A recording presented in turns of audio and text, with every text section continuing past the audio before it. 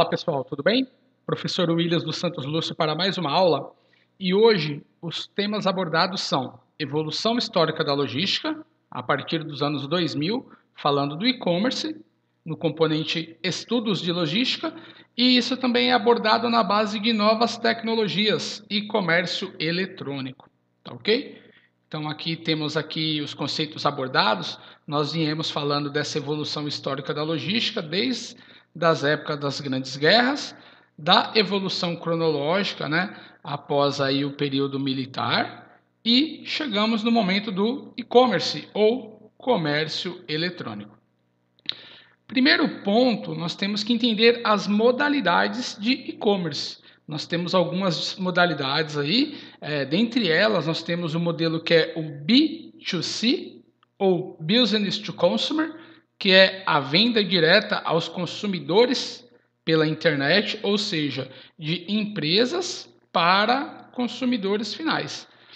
Nós temos também o modelo B2B, que é o Business to Business, ou seja, as empresas usam a internet e abrem suas redes para parceiros. Aqui é a modalidade de empresas para empresas. Nós temos também como modalidade de e-commerce o C2C, que é o Commerce Consumer to Consumer, ou seja, de consumidores para consumidores. Isso acontece muito, por exemplo, no Mercado Livre, né, onde um consumidor usa ali o seu produto por um período e revende ele para outro consumidor, tá ok? Só que nós temos modalidades mais recentes aí também, novas nomenclaturas, como as G2C, que é o Government to Consumer, ou do governo para os consumidores. Isso acontece como? Principalmente quando nós, consumidores, pagamos serviços pela internet, pagamentos de impostos, multas ou tarifas. Isso aumentou bastante, né, com a pandemia. Muitas instituições governamentais, muitos órgãos fechados, nós fazemos agora muitas operações com o governo por meio das plataformas eletrônicas. E tem também o G2B, que é o Government to Business, do governo para empresas. No mesmo modelo, as empresas também fazem operações com o governo por meio das soluções eletrônicas, por meio dos sites, certo? Para pagamentos de impostos, tributos, tarifas, regularização de documentos e também para participar de pregões ou licitações do governo. Mas o nosso foco maior aqui, pessoal, dentro da logística, será o B2B, de empresas para consumidores, e o C2C, de consumidores para consumidores. São as operações que geram o maior impacto na operação logística dentro dessa evolução.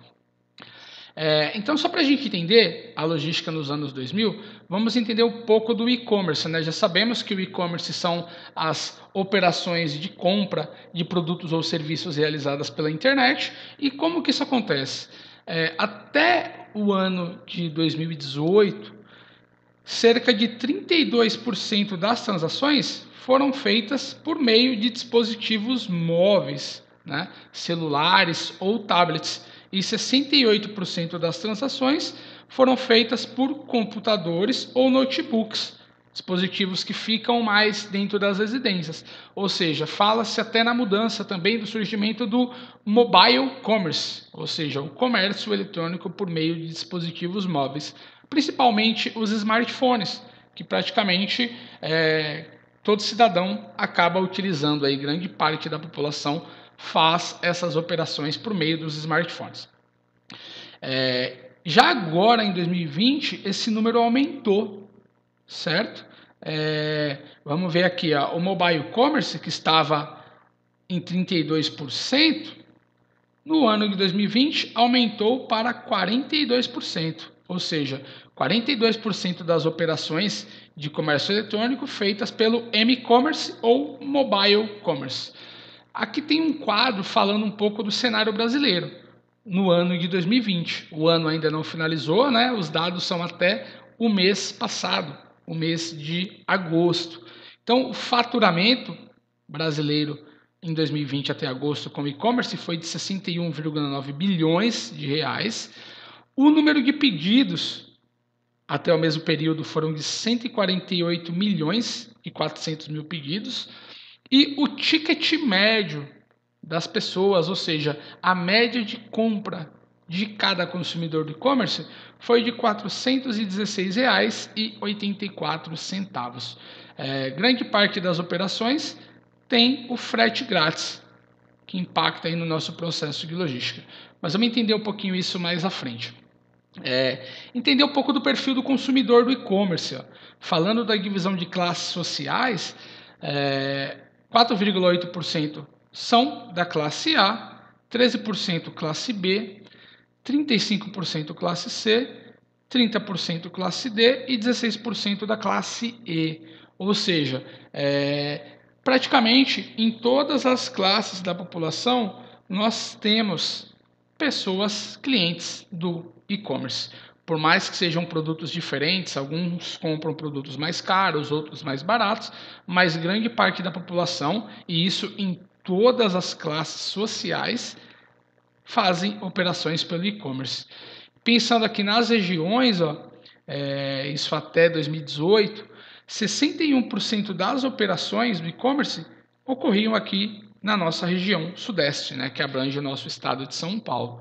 O restante aqui a gente tem a distribuição, mas vamos focar aqui no nosso estado, na nossa região, para entendermos que são oportunidades de emprego na logística na nossa região, com esse aumento das operações do e-commerce. E isso continua subindo. Falar aqui do faturamento, como eu já falei anteriormente, estamos falando aqui em bilhões de reais. Em 2019, 61,9 bilhões de reais foram gerados com as vendas por meio do comércio eletrônico. Se a gente pegar de 2011 até aqui, esse número teve uma variação de quase 4 vezes. Olha a curva.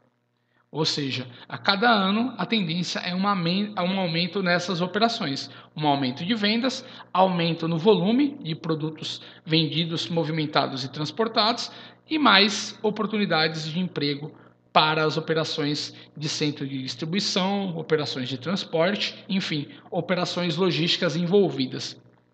Aqui, pessoal, tem a taxa de variação, ou seja, de 2018 para 2019, foi um aumento de 16%. Isso falando do dinheiro, tá ok? Fluxo financeiro aumentando no Brasil. Falar agora no número de pedidos também, se eu pego aqui o número de pedidos em 2011, aqui estou falando em milhões de pedidos, 54 milhões lá em 2011 de pedidos, e agora em 2019, 148 milhões de pedidos, ou seja, quase triplicou o número de pedidos. Então tivemos um aumento no fluxo financeiro, isso devido ao aumento do fluxo de pedidos, né, em milhões de pedidos. E como eu ressaltei já anteriormente, isso gera uma demanda de profissionais, isso gera emprego na logística. Falando aqui da variação do número de pedidos, 21% de aumento de 2018 para 2019. O ticket médio, né, como eu falei, quanto que cada consumidor gasta nas operações de e-commerce, isso vem variando também. Falando no ticket médio, teve uma queda de 2018 para 2019. Mas esse ticket médio é o que, pessoal? É uma média. Então eu tenho pessoas que compram R$1.000, eu tenho pessoa que compra 200. Então, somando-se todos os pedidos, faz-se a média. Mas o interessante para a gente é entender o quê? Que está aumentando o faturamento total das organizações e o número de pedidos. Ou seja, isso gera mais emprego, gera mais possibilidades. O ticket médio vem caindo porque tem algumas pessoas que estão comprando coisas mais baratas, né? Aumentou muito o número do fast food, por exemplo, produtos alimentícios que são comprados por meio de e-commerce. São coisas mais baratas do que um eletroeletrônico, do que um eletrodoméstico, tá bom? A quantidade de consumidores do e-commerce no Brasil, pessoas que compram por e-commerce, também vem subindo. De 2013 para cá, 31,3 milhões de consumidores, agora em 2019, 61,8 milhões. Quase dobrou também o número de consumidores. E de 2008 para 2019, tivemos um aumento de 6%. Ou seja, mais pessoas comprando, mais mercadorias sendo comercializadas, mais operações logísticas envolvidas, mais oportunidades de emprego. E aí falar no volume de pedidos, quais os itens mais comprados? Até 2018, em primeiro lugar, estavam os itens de saúde e perfumaria. Isso em volume de pedidos, tá, pessoal? Segundo lugar, moda e acessórios. Terceiro, casa e decoração. Quarto, eletrodomésticos. Quinto, telefonia celular. Aqui eu tenho a sequência, né, desse volume de pedidos, mas vamos ver até a quinta posição. Isso em volume, em quantidade. Falando em volume financeiro, o dinheiro que é gerado, aí o que gera mais dinheiro são os equipamentos de telefonia e celulares. Tá, ok? Aqui eu estou pensando em dinheiro. No quadro anterior, eu estava falando em volume de volumes mesmo de pacotes, né, de itens. Aqui eu estou falando no dinheiro que é gerado. Então, o que gera mais dinheiro no e-commerce são os itens de telefonia, principalmente celulares e eletrodomésticos, tá bom? Então, tem uma inversão aí desse quadro em relação à quantidade de itens e à quantidade do valor que ele gera de receita para as organizações. Só que agora em 2020, pegando o dado mais atual do nosso ano que ainda não fechou, por causa da pandemia do Covid-19, tivemos uma mudança nos itens que são mais comprados. O segmento que está tendo mais volume de compra, variação em quantidade de pedidos, é o segmento do autosserviço. O autosserviço superou os itens de informática, que envolvem, por exemplo, os smartphones, celulares, enfim, que eu havia falado anteriormente. O que é o autosserviço, pessoal? São as lojas online com predominância na venda de alimentos, bebidas, produtos de limpeza para casa, hipermercados, etc. Ou seja, com a pandemia do Covid-19, muita gente está comprando mais fast food, mais comidas, pizzas, enfim, alimentação, bebidas e produtos de limpezas. Nós vimos aí que vários mini mercados dos bairros, por exemplo, lançaram os seus e-commerce por causa da pandemia. A população não quer sair, não quer se submeter, se arriscar a pegar uma doença, né, a ter mais proximidade com o vírus, e acabou comprando todos esses itens por meio do e-commerce.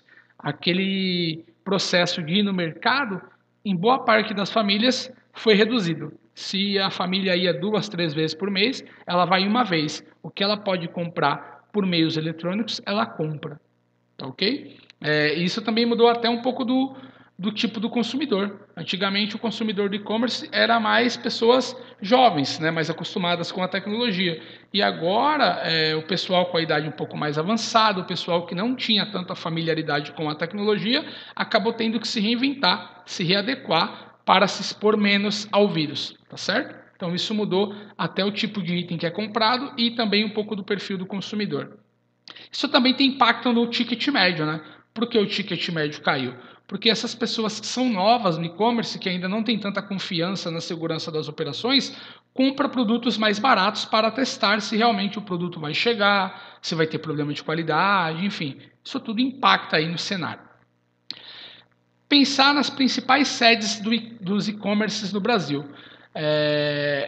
As principais sedes de e-commerce no Brasil, as principais empresas, os principais centros de distribuição, se concentram também na região sudeste, 58%. Ou seja, mais uma vez, o nosso estado de São Paulo tem uma grande participação nessas operações de e-commerce. Os principais destinos para onde vão os itens comprados.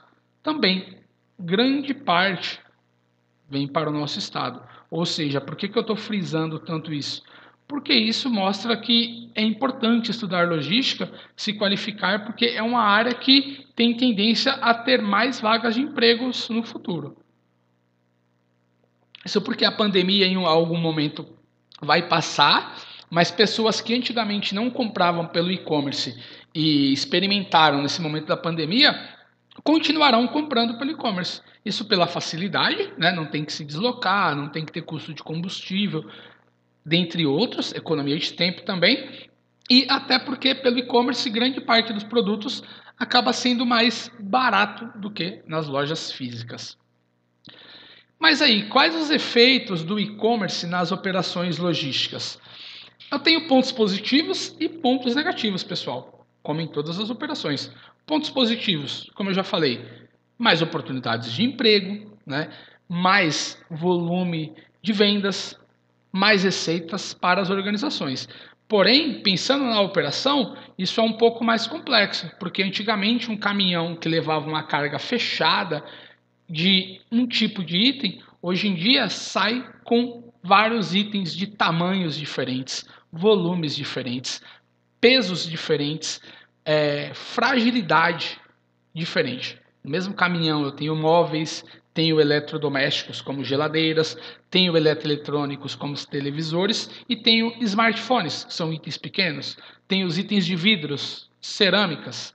Então é uma operação muito mais delicada. Tá, ok? Eu tenho que ter muito mais cuidado quando eu opero com e-commerce. Em um mesmo veículo, em um mesmo tipo de equipamento de transporte, eu terei vários tipos de carga. Então eu tenho que ter um pouco mais de conhecimento para fazer a cubagem, a consolidação dentro dessas cargas nos veículos, para evitar que os produtos sejam danificados, para garantir a integridade do produto que chega ao cliente final, além de fazer uma melhor roteirização, né? Porque eu tenho vários pontos de entregas em uma mesma região. Como que eu otimizo essa roteirização? Como que eu economizo combustível? Zonas de risco. Veículos com eletroeletrônicos, tenho que fazer uma rota diferente por causa da zona de risco. Muitas vezes eu tenho que fazer todo um desvio para colocar o veículo em uma região com menos possibilidade de assalto, tá bom? Então, essas são algumas dificuldades. As vantagens, mais empregos, mais dinheiro, né? Então, é sempre bom. Eu sempre olho pelo lado bom. Mais empregos, o desafio desses problemas citados, nós estamos nos qualificando para superá-los. E um problema que também era muito evidente aí nos últimos anos, o atraso na entrega, né? Um grande problema aí do Brasil, muitas entregas com atraso e o cliente sempre querendo um prazo médio prometido menor. Então, falar que entre 2015 e 2016, o prazo prometido diminuiu um pouquinho, né? De 9,4 dias para 9,1. Por que 2016? Os dados de 2017, 18 e 19 estão sendo tratados, tá, pessoal? Mas eu já tenho uma novidade aqui, ó. Em 2018, houve uma melhora. Por exemplo, na região norte, ó, 88% das entregas foram feitas no prazo. Na região nordeste, 84% das entregas no prazo. Na região centro-oeste, 90% das entregas no prazo. Na região sudeste, 83% das entregas no prazo. E na região sul, 89% das entregas no prazo. A nossa região, a região sudeste, é a que teve o menor percentual de entregas efetuadas no prazo. Isso a gente pode até entender que é a região que tem o maior volume de pedidos, né?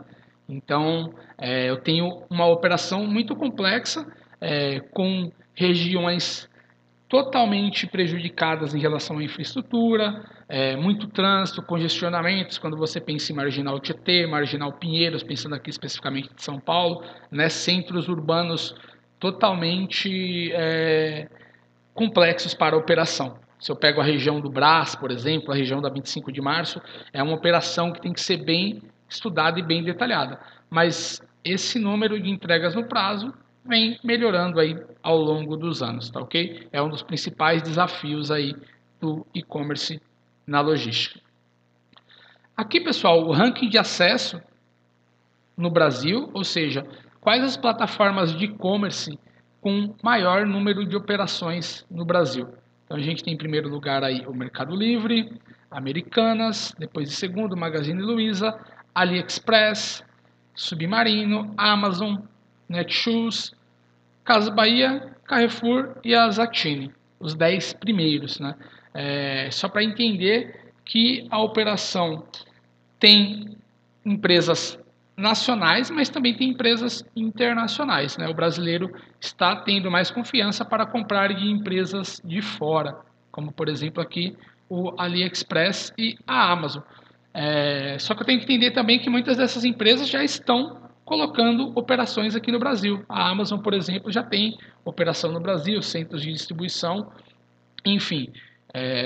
Eu tenho que estar atento a essas novidades, a essa vinda dessas empresas para o Brasil, para almejar novos postos de trabalho, novas oportunidades.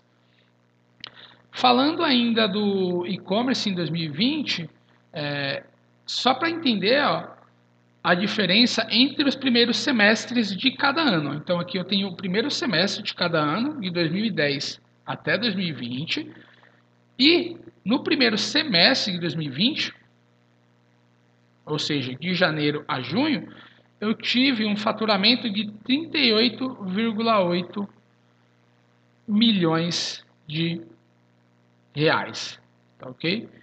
Isso aumentou muito em relação ao primeiro semestre de 2019. Ou seja, é uma área que a tendência é ter um crescimento, pessoal. Vendas aumentando, pessoas que não compravam no e-commerce comprando agora, por causa da pandemia, e muitas ficarão na modalidade de e-commerce para suas operações. Falar um pouco aqui da logística antes do Covid e depois do Covid, falando aqui do faturamento, tá? Antes do Covid, pré-Covid, olha a curva aqui, certo? Olha depois da pandemia, durante, aliás, também, né? Depois que iniciou a quarentena e agora durante. Olha aqui a curva que divide. Olha a elevação. Aqui eu falava em 54%, aqui eu estou falando em 103%. Ou seja, pessoal, as operações aumentaram muito com o cenário da quarentena, do isolamento social. Essa linha mais clara fala do faturamento, né, do volume financeiro, ou seja, antes do período de quarentena, está aqui. Depois, olha onde está. Essa linha no vermelho mais destacado é em quantidade de pedidos, que é essa segunda linha aqui, subiu bastante. E o ticket médio, quanto que cada pessoa gastou, também vem subindo. Tá ok? Então é bem interessante entender esses dados aí e entender o impacto que isso causa na logística. E ainda aqui eu tenho regiões com maior oportunidade de desenvolvimento, ou seja, mercados que ainda estão em crescimento, mercados que não foram explorados. Vou frisar aqui de novo a região sudeste, que é a nossa região, tem 64% de perspectiva de crescimento. Isso principalmente no setor de deliveries de supermercado, também nos deliveries de comida pronta e deliveries de produtos farmacêuticos. Ou seja, como eu falei, o que é comprado mudou também. Antigamente, o pessoal comprava móveis, eletrodomésticos, eletroeletrônicos e livros. Agora não. O pessoal está comprando os bens do dia a dia. Supermercado, comida pronta e remédios. Tá ok? Como eu já disse, são produtos muito mais frágeis que demandam um tipo de operação mais detalhada, embalagens mais bem preparadas e bem dimensionadas. Ou seja, é o desafio que nós, logísticos, teremos aí ao longo dos próximos anos. E aí, como que a gente otimiza essas operações do e-commerce? A gente já viu que isso vem aumentando, isso tende a ficar e o comportamento do consumidor vem mudando. Eu tenho que colocar também um pouco de tecnologia, tem algumas tendências aí, algumas soluções para otimizar as operações.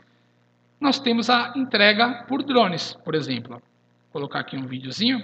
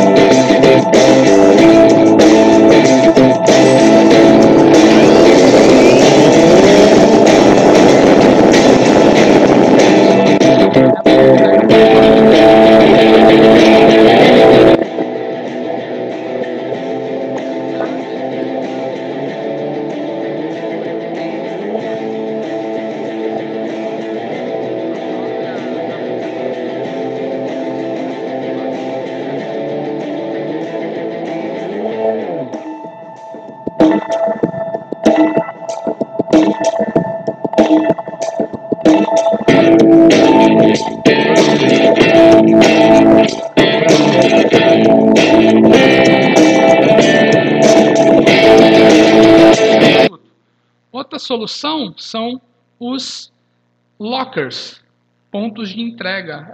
Nos Estados Unidos isso já é muito utilizado pela Amazon. Como que funciona? O caminhão deixa os produtos dos clientes dentro desses lockers, que são pontos de entrega. Ou seja, você não precisa comprar e pedir a entrega feita pelo e-commerce para sua casa. De repente, perto do seu trabalho, tem um locker desse, um armário desse, onde o entregador coloca os itens aqui nas gavetas, ó, e o cliente apresenta aqui o código que ele recebe por e-mail para a retirada e o armário abre com o seu produto. Vamos lá. Fala galera do Mac Magazine, tudo bom? Faz tempo que eu não apareço por aqui, meu nome é Breno Masi e hoje eu vim falar um pouquinho sobre Amazon para vocês. Uma das melhores coisas... Vou tirar aqui para poder acelerar. Aqui, ó. Aqui ele está explicando como que funciona, mas basicamente, pessoal, ó, ele comprou pela internet, ele vai no locker, ó, e abre. Opa, deixa eu voltar um pouquinho. Aqui, ó. Ele vai onde tem o locker. Esse aqui é o Arrendra. O trabalho dele, ó. Então, né, é super fácil. Você chegou na Amazon, mostra que seu código de barra precisa... Ele coloca o código que ele recebeu e a máquina vai abrir o armário para entregar o pacote dele. Isso otimiza bastante, pessoal, reduz custo, porque o caminhão que vai para um bairro, em vez de ficar indo de rua em rua entregar, ele muitas vezes para só nesse locker e deixa os produtos ali. As pessoas que retiram. Normalmente o locker está em um local de grande fluxo, shoppings, grandes avenidas, né? Isso facilita até para quem tem problema de entrega, que mora sozinho, por exemplo, que não tem ninguém para receber em casa. Isso é uma das soluções aí para o e-commerce. Vamos lá. Outra solução, ó, são os veículos autônomos. Isso também otimiza um pouco dessa operação, reduzindo custos, né? Gerando um pouco mais de qualidade na entrega. Aqui eu tenho um vídeo também. Um caminhão autônomo da Uber completou a sua primeira latinhas de cerveja Budweiser entre duas cidades do estado americano do Colorado.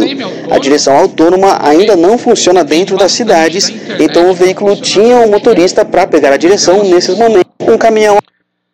Aqui, pessoal, outra solução para melhorar essa operação do e-commerce dentro dos centros de distribuição, dentro dos armazéns, é a realidade aumentada na logística. Vou colocar esse vídeo curto também, ó.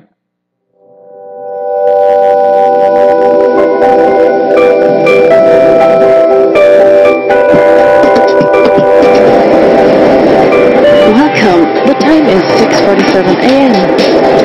There are people first available. Begin. Incoming pizza foot. For customer 351, 22 items. Please confirm. Confirm. Show you the pick list. Go to aisle 17, show 3. Show item 1. The size for item 1 is 30 by 25 by 5 and the weight of 0.5 kilograms. It's non-fragile. Pick 2.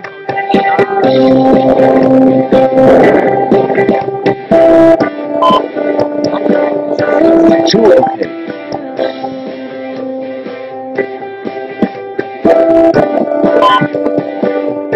One okay.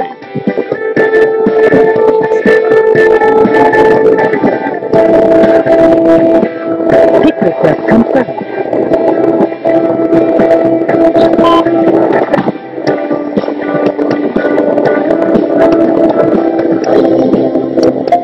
Pick 3.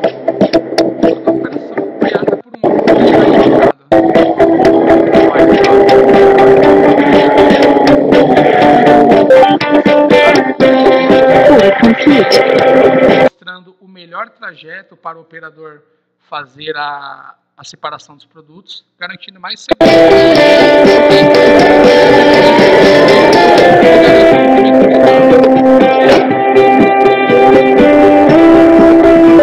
How are you doing? Be sure to set it to DC. What's the voltage? Okay. Reading 12.3, 11.9. Just put both fuse together. Também uma das soluções na logística para melhorar a operação do e-commerce, principalmente dentro dos centros de distribuição.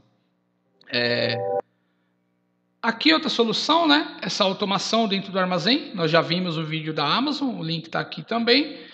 Mas a gente tem outra ferramenta que são os droids, que também apoiam na operação logística dentro dos centros de distribuição.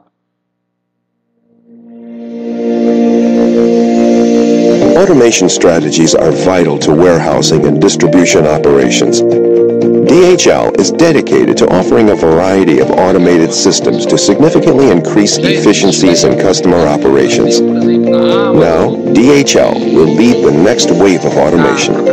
Within warehousing, order picking belongs to the most challenging tasks as the demands made on order picking systems continue to grow.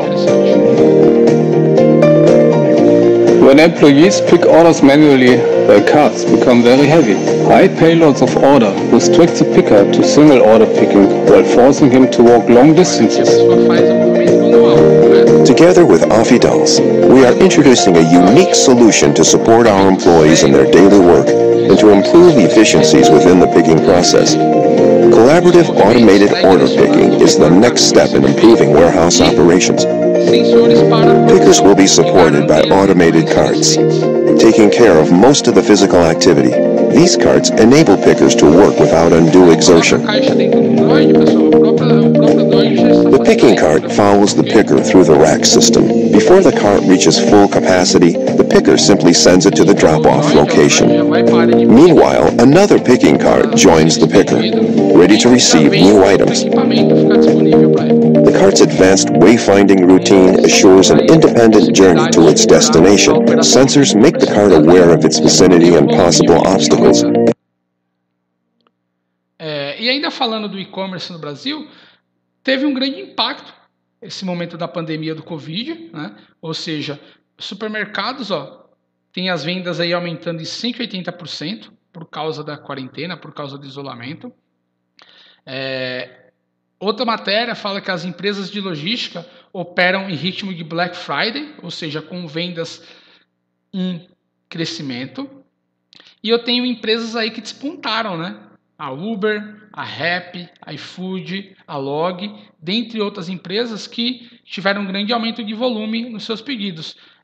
Também tem os problemas, né, trabalhistas, algumas classes de trabalhadores fazendo protestos, reclamando, né, do modelo que eles utilizam, mas a operação das empresas aumentou. Aí a gente tem que entender a pessoa que está dentro desse processo, buscar ali as melhores oportunidades e a legislação que atue sobre a questão. Então, pessoal, falando do e-commerce, entender que ele impacta a operação logística, que ele aumenta o fluxo de materiais, aumenta o fluxo de trabalho, ele gera algumas dificuldades, como eu falei, em relação aos tipos de itens que são transportados, mas é uma operação excelente para a logística. E qual é a importância da logística para as organizações? Praticamente todas as atividades necessitam da logística. Todos os bens que nós consumimos, como os alimentos, vestuário e itens de tecnologia, passam por operações, por processos logísticos. Ou seja, a logística acaba sendo indispensável no nosso dia a dia. No Brasil, o termo começou a ganhar mais força a partir de 1994.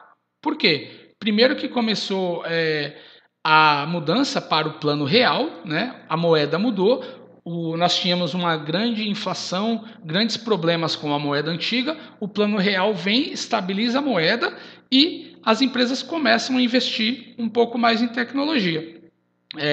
Antes disso, lá pelos anos 80, era um pouco difícil falar em logística no Brasil, porque nós tínhamos grandes processos de inflação. Produto que hoje custava R$1, amanhã poderia custar 10. Então a população acabava comprando em grande quantidade, fazia estoque para evitar pegar esses aumentos. E isso vai de contra a ideia da logística de ter o estoque mínimo. Tá ok? Então nessa época a ideia era estocar tudo. E a logística pensa sempre no estoque mínimo. ênfase em estoque mínimo, redução de custo, redução de espaço.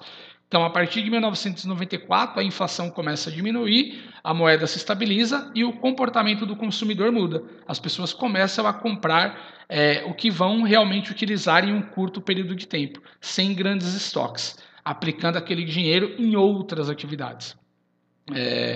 Isso basicamente é o que eu falei, né? Com essa estabilização da moeda, as grandes compras foram substituídas por compras semanais e até mesmo diárias, e a gente pode dizer que a logística faz parte da vida de todos, né? Tanto gerenciando o nosso estoque de alimentos, nosso estoque de água, nosso estoque de roupas e até mesmo no nosso dia a dia de roteirização, né? Qual o melhor caminho para mim ir para a ETEC? Qual o menor caminho para mim ir para o meu trabalho? A gente aplica a logística em várias operações do nosso dia a dia. Então, a cada dia, a logística vem se tornando mais inovadora e a logística ela acaba reduzindo o custo das operações, dando maior velocidade nas operações e dando mais consistência nas operações, garantindo que o cliente vai pedir aquele produto e ele vai ser entregue lá no seu estabelecimento, na sua residência. Falar um pouco dos custos da logística no Brasil é um problema, né? O custo logístico do Brasil é um pouco alto, ele vem aumentando ao longo dos anos. Aqui é uma pesquisa da Fundação Dom Cabral, que dá esse parâmetro de 2014 até 2017, onde o custo com logística nas empresas aumentou. Esse custo representa 12,37% do custo total de uma empresa. O ideal é ter um número menor.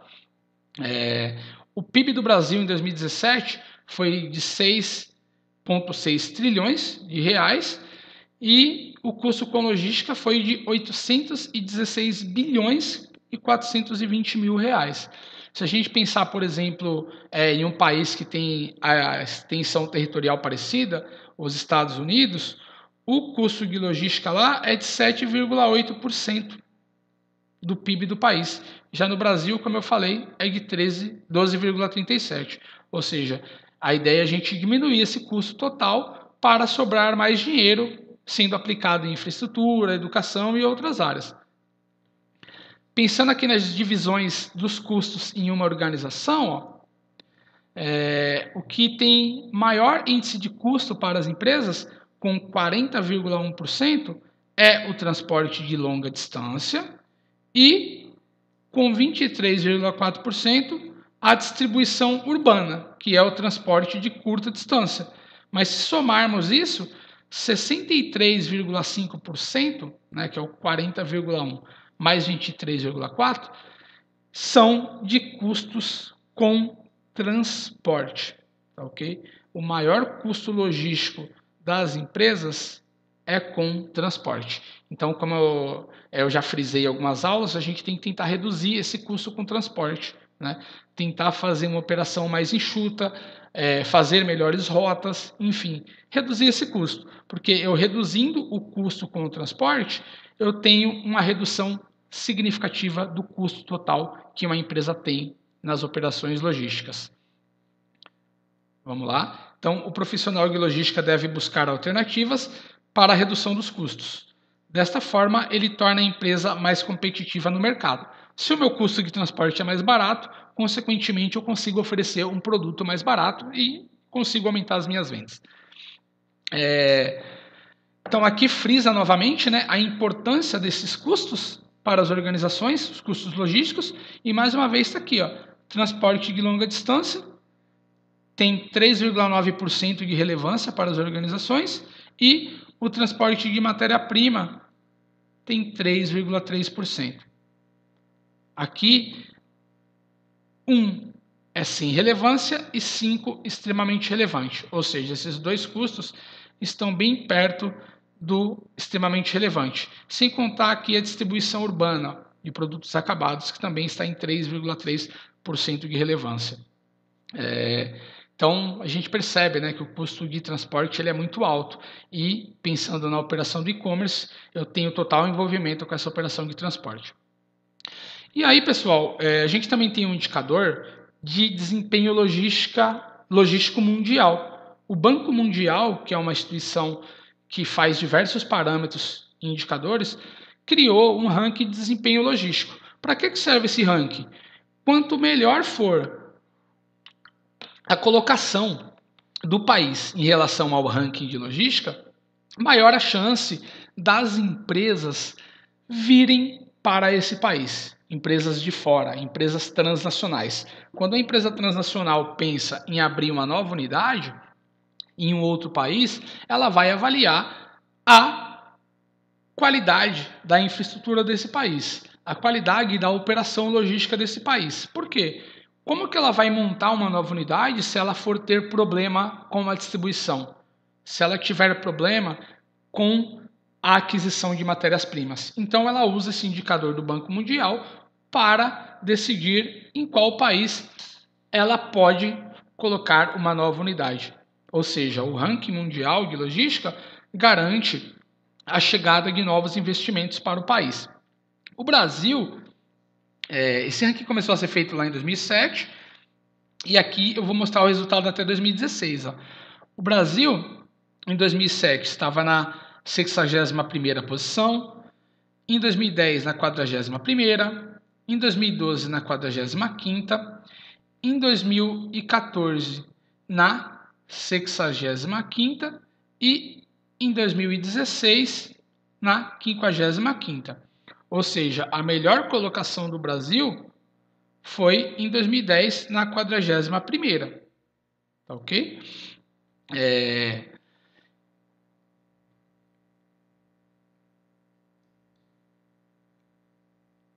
Em 2016, o Brasil ficou na 55ª, né? Uma posição um pouco ruim, né? O ideal é a gente subir. O ideal, se a gente pensar, por exemplo, na União Europeia, né? Que tem 27 países. Aí pensar nos Estados Unidos, 28, Canadá, 29, Japão, 30. Se a gente pegar os principais países aí que tem uma possibilidade melhor, uma infraestrutura melhor, o ideal era o Brasil estar mesmo na posição de número 40, 41, né? Mas em 2016 nós estávamos na 55ª, né? Ficando atrás aí de Hong Kong, de Singapura, dentre outros países. Já em 2018, o último relatório do desempenho logístico do Banco Mundial divulgado, como ele é bienal, o próximo vai ser agora em 2020. O Brasil ficou na 56ª posição. Ou seja, pessoal, como eu falei, pensando aí, tirando países da União Europeia, tirando os norte-americanos, Estados Unidos e Canadá, tirando algumas potências asiáticas como China, pensando também lá na Oceania, pensando no Japão, Austrália, o ideal era estarmos aí na posição beirando a 40ª posição. Mas não, infelizmente estamos na 56ª, né? Perdemos aí até para o Vietnã, pessoal, que está na 39ª.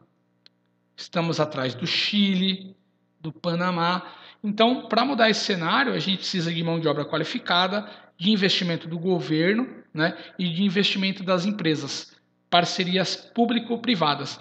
Nós faremos a nossa parte, nos qualificaremos. E aí cobraremos a nação, o país, né, os governos, para fazerem a parte deles. Para em breve, né, daqui a alguns anos, estarmos pelo menos aqui entre os 10 primeiros. É a passos lentos, mas temos que buscar essa melhoria. A gente não pode ficar, por exemplo, atrás do Vietnã, um país que passou por guerras, que teve grande parte da nação destruída, se reconstruiu, está à frente do Brasil, ok?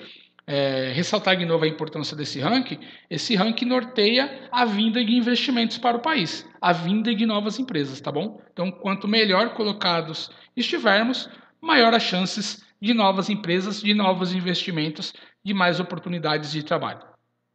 Basicamente era isso, pessoal. Falar um pouco do e-commerce, né? Dessa operação do cenário do Brasil, falar um pouco da importância da logística nas organizações, falei um pouco sobre a divisão dos custos da logística nas empresas brasileiras e falei do ranking de desempenho logístico mundial.